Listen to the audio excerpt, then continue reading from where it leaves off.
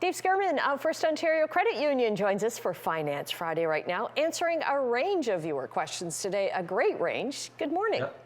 Good morning, Annette.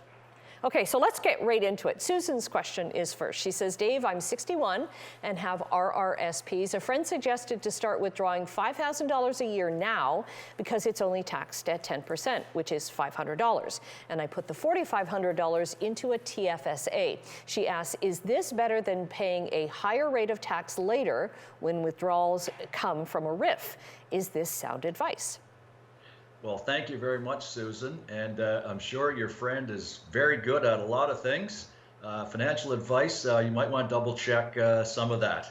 And here's the flaw. But here's That's why we ask you. Yeah, exactly. Here's the flaw in the friend's advice. The 10% tax that she's referring to on an RRSP withdrawal is called a withholding tax. It's not the actual tax you're going to have to pay on that RRSP. It's only like a down payment that your financial institution has to, by law, take off that withdrawal and forward to the CRA. The actual amount of tax you're going to have to pay depends on your taxable income for the year. So let me give you an example. Let's say Susan's taxable income for the year is $50,000 from work and any other income sources she has. Well, that in Canada, in Ontario, that is a 30% combined tax rate. So on that $5,000 withdrawal, 30% of $5,000 is $1,500 in tax she would owe on that withdrawal, not $500. So you might only pay $500 at source when you make that withdrawal, but then you're going to get a bill for another $1,000 at tax time. So again, you want to make sure that you check on your taxable income when you're taking money out. The other thing is tax is treated exactly the same on an RRSP withdrawal or a RIF withdrawal. It's the same thing. It's whatever taxable income bracket you're in. Okay, great question. Paul has another question. He says, I'm 50 and have a mortgage. What's financially more beneficial, to pay down the allowable lump sum on my mortgage or to contribute the lump sum to my RRSP? Well, again, great question, Paul, and good problem to have. If you got a lump sum of money, it's a good problem to have. Where do I put it?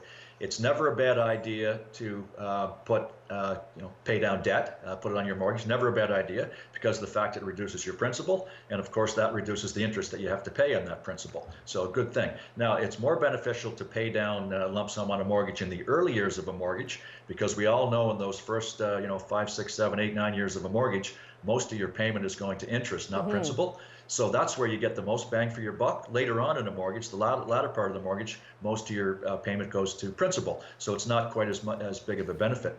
On the RSP side, of course, you get the instant tax refund, and then you have the magic of compound interest or investment income on top of investment income. So that's a great idea too. A rule of thumb could be, can you earn more on the RSP investment than you're paying an interest on the mortgage? And if you can, then the RSP may be the way to go. Another thing is you could get the best of both worlds. You could make an RSP deposit, take that tax refund, put it against your mortgage. So now you have both. Okay, and we've got a minute left. We've got a great question here from Tyler, who says, as a millennial living in Hamilton, home ownership has become increasingly out of reach for my generation. Would it be more savvy for millennials who've given up their home ownership dream to invest in an RRSP instead of saving for a down payment, or would a TFSA be better to save for retirement? Well, first of all, the RRSP is definitely the better vehicle for retirement than a TFSA because of the fact of the tax refund, and that's why it's intended. Don't give up on home ownership. I know we've only got a few seconds left. Don't give up on home ownership. You will make more money going forward.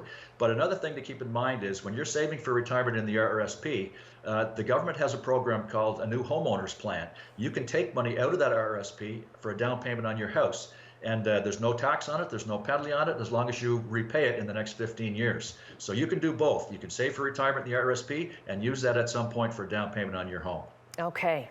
Thanks, Dave. Awesome questions as well. So thanks to our viewers. And if you have a financial question or topic you want covered by Dave, email your questions to financefriday@firstontario.com or through Twitter at finance_Friday.